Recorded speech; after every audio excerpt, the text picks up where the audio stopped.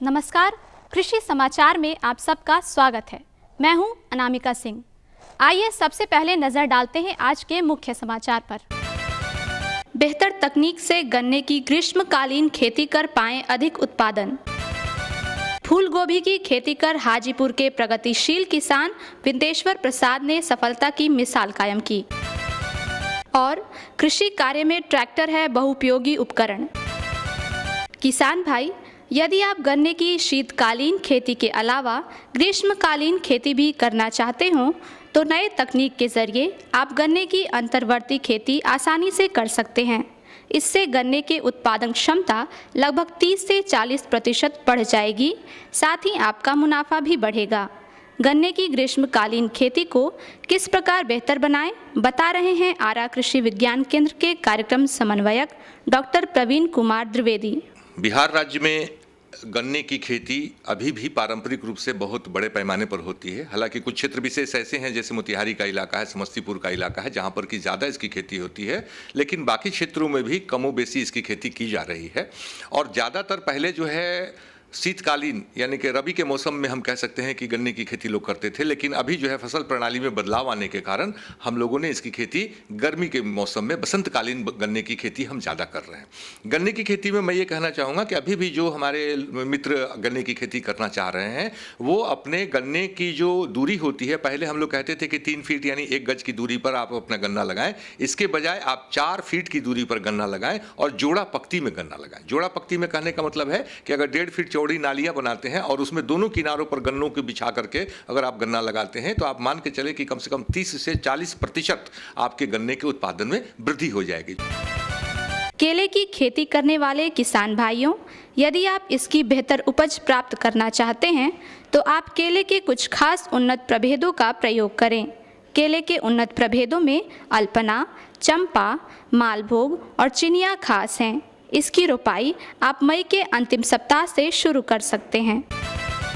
बिहार में जहां चावल और गन्ने की खेती किसानों की आजीविका का प्रमुख साधन माना जाता है, वहीं हाजीपुर के वैशाली के रहने वाले विंदेश्वर प्रसाद सिंह ने फूल गोभी की खेती कर ये साबित किया है कि सब्जियों का उत्पादन भी मुनाफे का बड़ा साधन है।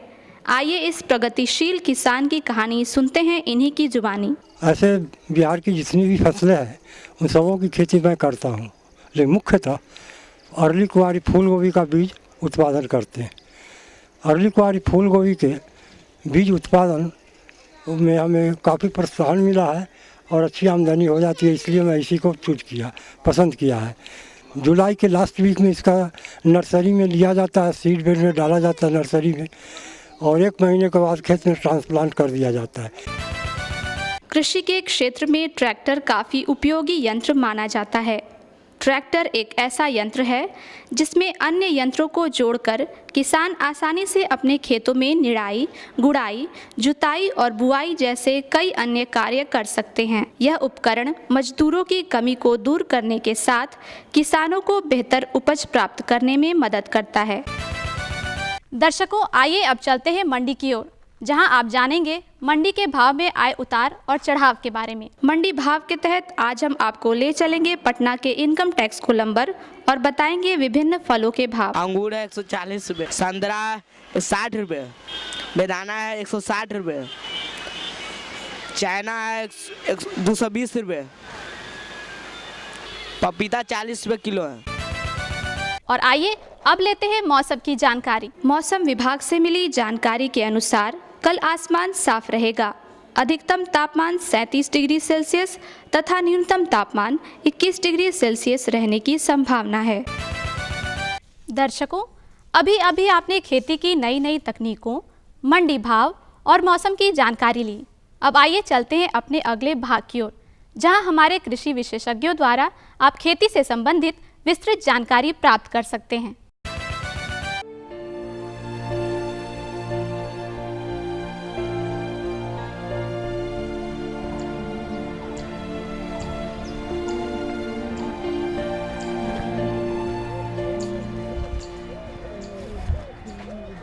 बटेसर काका।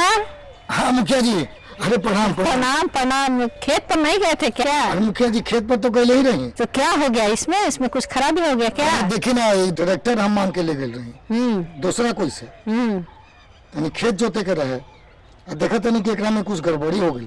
तो गड़बड़ी हो गई तो एक तो दूसरा से मंगले बने, उसमें भी आप अपने से छोड़ छाड़ इसको मत कीजिए, मैकेनिक बुला के इसको बढ़िया से ठीक करा लीजिए। हाँ मुखिया जी, लागत तो बाकी ये अपने से ना ठीक हुई। अच्छा ये बताएं कि फगुआ नजदीक आइल बा, रंग अबीर खेले के बा न? अरे हमने खाती का फगुआ का रंग। देखिए बटेसर काका, चाहे फगुआ हो, चाहे दशहरा हो, चाहे कोई भी त्योहार हो, सबके लिए त्योहार होता है। त्योहार के एकदम खुशी या उमंग के साथ मनावे के चाहिए। देखिए मुखिया जी, ये सब बात तो नहीं मन बा, लेकिन हमने किसान खातिर सब पर्व और त्योहार जे बा ये खेती पर निर्भर करेला। ये बात सर ठीक कहनी कि खेती बाड़ी अच्छा होगा, आर्थिक आमदनी अच्छा होगा तब तो होली दिवाली आर्थिक आमदनी बढ़िया हुई मुखिया जी। काहे इतना रोवा काहे मायूस रहीला? अभी तो हम खेत तैयार करके आवत नहीं, सोचत रही मूंग लगावे खातिर। अच्छा, लेकिन पिछला साल जब मूंग की खेती करनी मुखिया जी, जितना लागत लागल नु उतनो ना आयल, जान ली। तेकर मतलब कि पारंपरिक तरीका से खेती कर ले खब, लेकिन अब वैज्ञानिक लोग शोध कर रहे हैं, नया नया तकनीक निकाल रहे हैं, तो आप वैज्ञानिक तरीके से यदि मूंग का खेती करेंगे तो ज्यादा फायदा होगा। तो वही बतिया मुखिया जी हम से कहे के चाहत रही तब देर कैला के कोनो काम नहीं खे। हम विशेषज्ञ को खेत पर बुलाए हुए हैं और इसी के लिए आए थे कि आपको ले चल के हम जानकारी दिलवा दें कि मूंग का वैज्ञानिक खेती आप कैसे करेंगे ताकि आपका फसल का उत्पादन बेहतर होगा। ठीक बा मुखिया जी। चलिए ठीक बना ही, वो आप पहुँच गए होंगे। तो मुखिया जी अभी चले के बाद? एकदम अभी चलिए। ठीक बा, चलिए।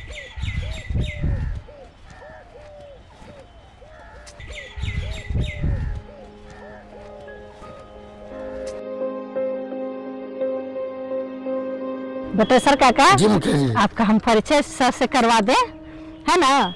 ये डॉक्टर सुरेंद्र चौरसिया हैं, कार्यक्रम समन्वयक, कृषि विज्ञान केंद्र मानपुर गया में। डॉक्टर साहब प्रणाम। प्रणाम सर। ये हमारे बटेसर काका हैं और बटेसर काका मूंग की खेती करना चाहते हैं। तो सबसे पहले हमारे बटेसर काका को साथ साथ हमारे किसान भाई को ये बताइए कि मूंग की खेती करना क्यों जरूरी है? देखिए किसान भाइयों, मूंग की खेती इस मौसम में, गर्मा के मौसम में क्यों आवश्यक है, इस पर मैं थोड़ा प्रकाश डालना चाहूँगा कि खेती के साथ साथ ये भूमि की उर्वरा शक्ति को भी बढ़ाती है।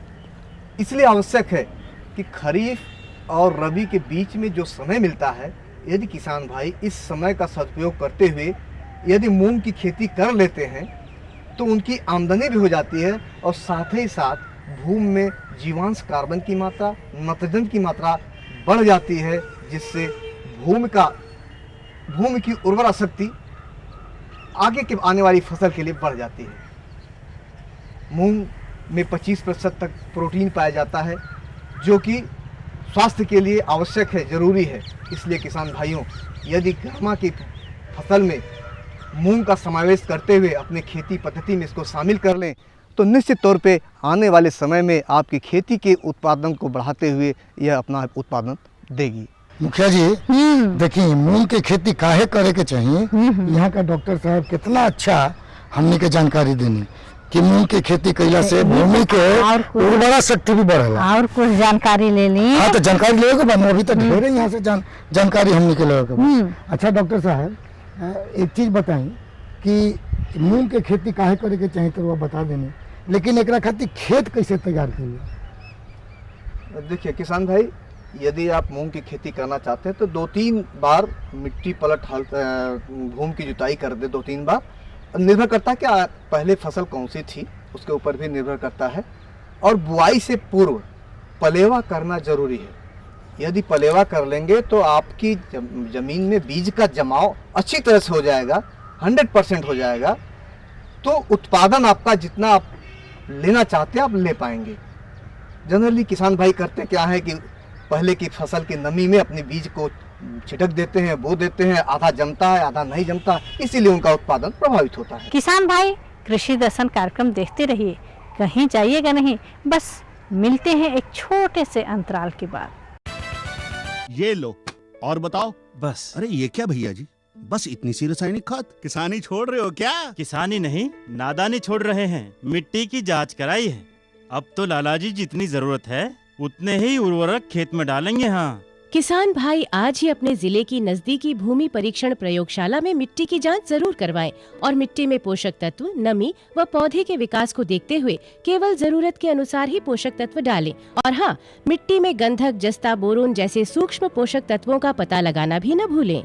उर्वरक और जैविक खाद के सही उपयोग से भूमि का उपजाऊपन बनाए रखें, उत्पादकता बढ़ाएं, खर्चा घटाएं और बहुमूल्य विदेशी मुद्रा बचाने में भी सहयोग दें। और हाँ, धीमी गति से नाइट्रोजन उपलब्ध कराने वाले उर्वरकों जैसे नीम लेपित यूरिया को प्राथमिकता दें और यूरिया का पत्तों पर छिड़काव करें। अरे वाह, तू तो सचमुच समझदार हो गया रे। अधिक जानकारी के लिए संपर्क करें जिला कृषि अधिकारी या किसान कॉल सेंटर।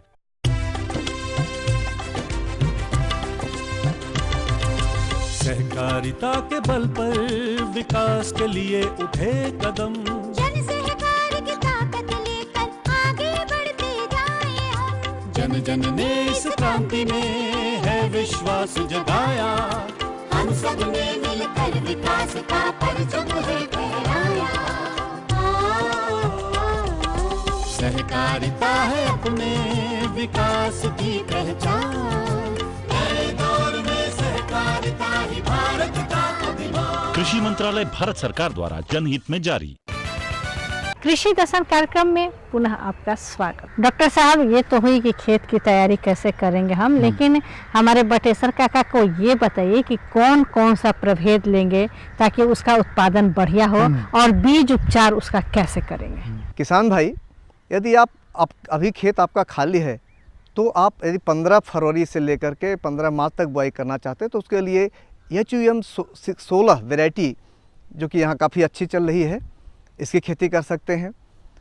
यदि इसे और देर से बुआई कर रहे हैं 10 मार्च से लेकर और 10 अप्रैल तक, तो उस स्थिति में आप थोड़ा सा प्रजातियों के चयन पर ध्यान देंगे कि PDM 139 जिसको सम्राट नाम से भी जानते हैं, इसकी खेती कर सकते हैं।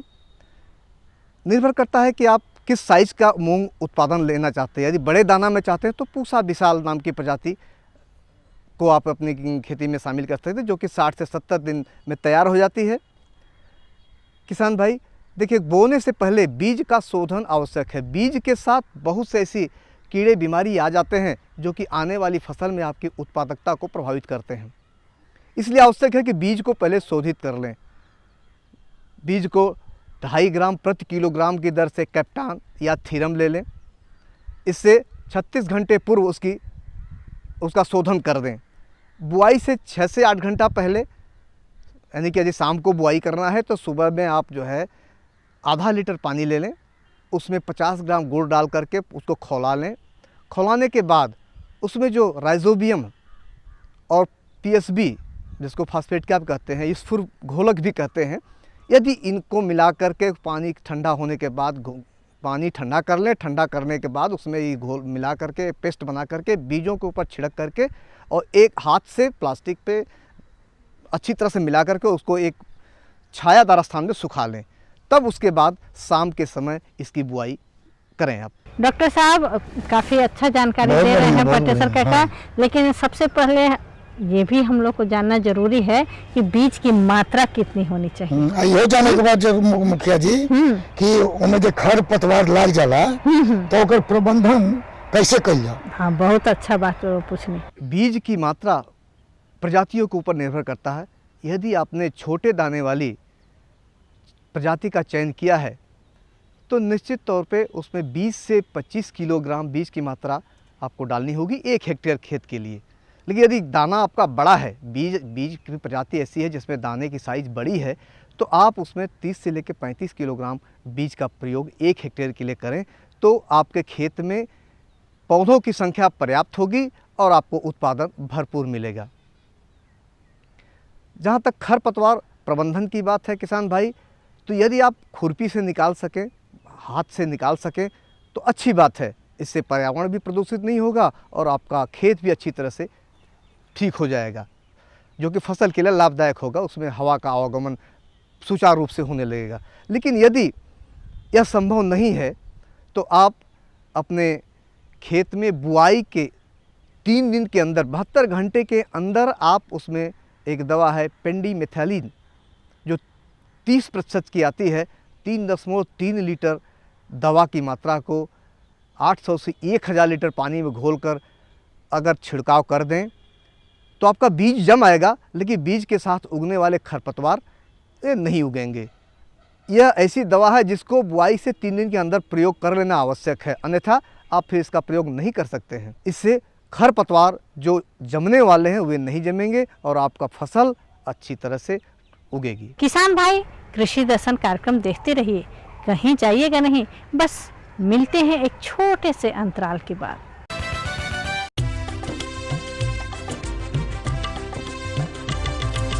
सहकारिता के बल पर विकास के लिए उठे कदम, जन सहकार की ताकत लेकर आगे बढ़ते जाएं हम। जन जन ने इस क्रांति में है विश्वास जगाया, हम सब ने मिलकर विकास का परचम है फहराया। दूर जहां सूरज उगता उस धरती से मैदानों तक, हिम शिखरों के श्वेत बर्फ से हिंद महासागर तक। श्वेत क्रांति हो हरित क्रांति या ग्राम विकास की बात, एकता ही धर्म हो अब चाहे दिन हो या रात। हिंदू मुस्लिम सिख ईसाई सबने कदम बढ़ाया, हम सब ने मिलकर जब ये अभियान चलाया। कृषि मंत्रालय भारत सरकार द्वारा जनहित में जारी। क्या करूं? हाँ मैं ऐसे ही करूंगा। हाँ अच्छा मैं जा रहा हूँ। अच्छा जी जी जी हाँ जी जी जी। किससे बात कर रहे थे इतना हंस कर? किसान कॉल सेंटर, विशेषज्ञ से खेती के बारे में सलाह ले रहा था। सुबह भी रात को भी? किसान कॉल सेंटर सुबह 6 बजे से रात को 10 बजे तक खुलता है। रविवार को भी? हाँ भाई, साल के 365 दिन खुलता है। और इतना फोन का बिल कौन भरेगा? अरे किसान कॉल सेंटर की सेवा मुफ्त है। पर तुम ये सब क्यों पूछ रही हो? मैं तो कुछ और ही समझी थी। किसान भाई, कृषि संबंधी समस्याओं का अपनी भाषा में तुरंत समाधान पाने के लिए पूरे भारत में किसी भी फोन से राष्ट्रीय हेल्पलाइन नंबर 1800-1801-551 पर संपर्क करें। किसानों का दोस्त किसान कॉल सेंटर। कृषि दर्शन कार्यक्रम में पुनः आपका स्वागत। डॉक्टर साहब, हमारे बटेसर काका को ये बताइए कि उर्वरक की मात्रा ये कितना डालेंगे? अक्सर ये खेती करते हैं और कोई ना कोई गलती कर जाते हैं जिससे पौधा का उत्पादन इनका बढ़िया नहीं हो पाता है। मुखिया जी, हम ही का किसान भाई लोग जो कार्यक्रम के देख रहा बा, उनको तो जानकारी हो जाए एकदम। तो ये बताइए कि उर्वरक की मात्रा क्या होनी चाहिए और पौधा का संरक्षण ये कैसे करेंगे कि कीट व्याधि नहीं लगे, उसके लिए क्या क्या प्रबंधन करेंगे? देखिए बटेसर काका, इसमें उर्वरक के लिए आपको 20 किलोग्राम नत्रजन एवं 40 से 50 किलोग्राम स्फूर की आवश्यकता होती है। इसकी पूर्ति के लिए यदि अपने खेत में आप प्रति हेक्टेयर 100 किलोग्राम डाई खाद डाल देंगे तो दोनों की मात्रा की पूर्ति हो जाएगी। लेकिन शर्त यह है कि इसको आप अंतिम जुताई के समय ही खेत में मिला दें। ऐसा नहीं कि बुआई के बाद आप खेत में डालें।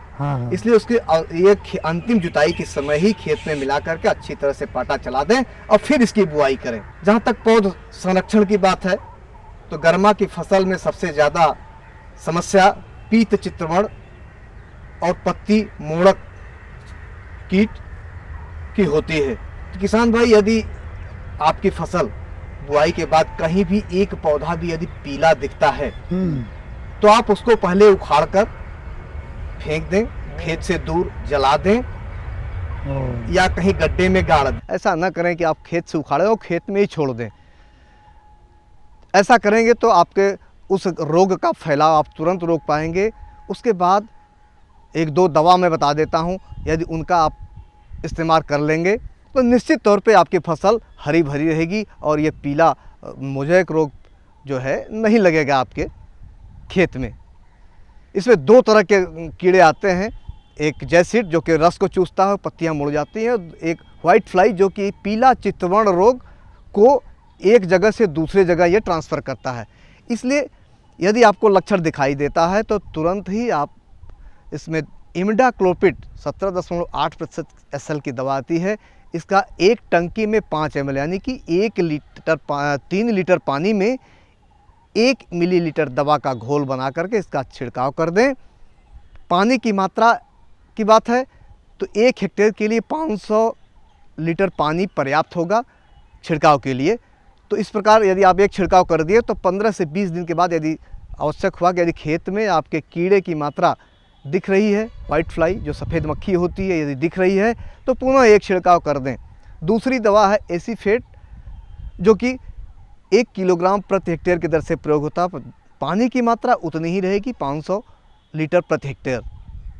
इस प्रकार यदि आप अपने खेत में इन दो दवाओं का छिड़काव क्रमशः कर देंगे तो पीला चितवर्ण रोग नहीं आएगा और आपकी फसल हरी भरी दिखाई देगी। बीच में यदि बारिश हो जाती है तो सर्कोस्पोरा पत्र धब्बा दिखाई देता है, जिसमें लाल भूरे भूरे रंग के धब्बे आपके पत्तियों पर बनते हैं और पूरी पत्तियां आपकी सूख जाती हैं। यदि यह रोग दिखाई देता है तो किसान भाई अपने खेत पर मैंकोजेब नाम की दवा को 2.5 ग्राम प्रति लीटर घोल करके यदि छिड़काव कर देंगे तो पत्र दाग जो है आगे नहीं दिखाई देगा और आपका पौधा स्वस्थ होगा। और यदि पौधा स्वस्थ होगा तो आप पूर्ण उत्पादन प्राप्त कर सकेंगे। बटेसर काका सब समझ गए ना? सब समझ गए मुखिया जी। इसी तरह से खेती कीजिएगा तो बेहतर फसल का उत्पादन आपका होगा। तो डॉक्टर साहब आए, हम लोग को इतनी अच्छी जानकारी दिए, इसके लिए धन्यवाद। बहुत बहुत धन्यवाद डॉक्टर साहब। बटेसर काका आप तो जानकारी लिए, साथ साथ हमारे तमाम किसान भाई भी जानकारी ले लिए और हम किसान भाई से कहेंगे कि मूंग की खेती वैज्ञानिक विधि से कीजिए ताकि फसल का उत्पादन बढ़िया हो। तो बटेसर काका हम लोग इजाज़त लिया जाए। तो किसान भाई इजाज़त है तो ठीक है, फिर अगले कार्यक्रम में हम कुछ नई जानकारी के साथ हाजिर होंगे आपके समक्ष। तब तक के लिए नमस्कार। संतुलित यूरिया के उपयोग से नुकसान और समाधान। फसलों में यूरिया के अधिक और लगातार प्रयोग से पौधे बहुत तेजी से बढ़ते हैं और गूदेदार एवं कमजोर होकर जमीन पर गिरने लगते हैं। फलस्वरूप पैदावार घट जाती है। इस उर्वरक के अंधाधुंध उपयोग से मिट्टी के अंदर मौजूद लाभदायक जीव नष्ट हो जाते हैं और इसके अलावा फसलों में रोग और कीट व्याधियों का प्रकोप भी बढ़ जाता है। यूरिया का बीजों के सीधे संपर्क में आने की स्थिति में बीजों के अंकुरण दर में कमी आ जाती है। आवश्यकता से अधिक नाइट्रोजन उर्वरक के इस्तेमाल से जमीन के अंदर उपलब्ध पानी में नाइट्रेट जैसे हानिकारक तत्वों और गैसों की मात्रा बढ़ने के साथ ही मिट्टी की अम्लता बढ़ जाती है और पर्यावरण भी दूषित हो जाता है। यूरिया का इस्तेमाल प्रभावी और किफ़ायती रूप में किया जाना चाहिए, अन्यथा केवल 30 से 40% यूरिया ही पौधों को मिल पाता है, बाकी जमीन के अंदर और वायुमंडल में जाकर बर्बाद हो जाता है। उर्वरकों का इस्तेमाल सही समय और सही मात्रा में करें तथा ड्रिप छिड़काव और फर्टिगेशन जैसी कम खर्चीली और लाभदायक विधियां अपनाएं। यूरिया पर निर्भरता कम करने तथा मिट्टी की अच्छी सेहत बनाए रखने के लिए पोषक तत्व आधारित जल घुलनशील मिश्रित उर्वरक, नीम कोडेड यूरिया, स्टार्टर घोल, जैविक खाद और जैव उर्वरक आदि उन्नत व कम खर्चीली तकनीक अपनाएं।